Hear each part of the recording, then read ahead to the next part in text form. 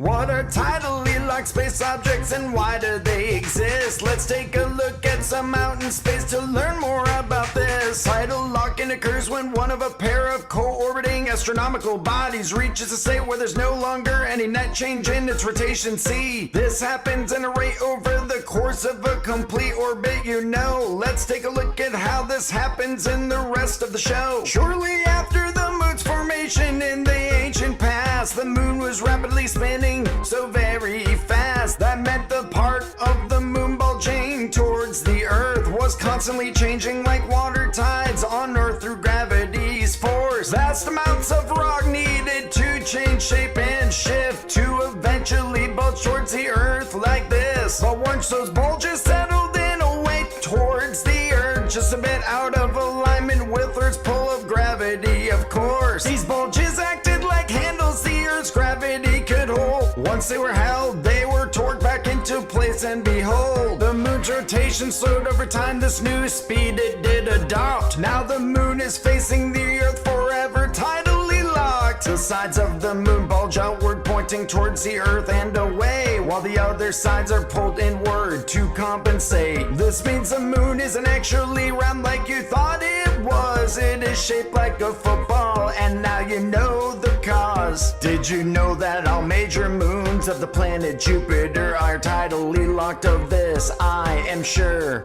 Europa, Io, Callisto, and Ganymede are the moons of Jupiter, tidally locked. Now you see, Saturn's moons are also tidally locked to it. There are 16 of them in this position they sit. Dwarf planet Pluto and its largest satellite Charon have the same surfaces facing each other as their orbit spins on. Their phenomenon is called mutual tidal locking. The solar system's only known double planetary system. I do sing when looking at Mars, the third planet from the sun. We will see Phobos and Deimos will be tidally locked eternally. What are tidally locked space objects and why do they exist? Let's take a look at some out in space to learn more about this.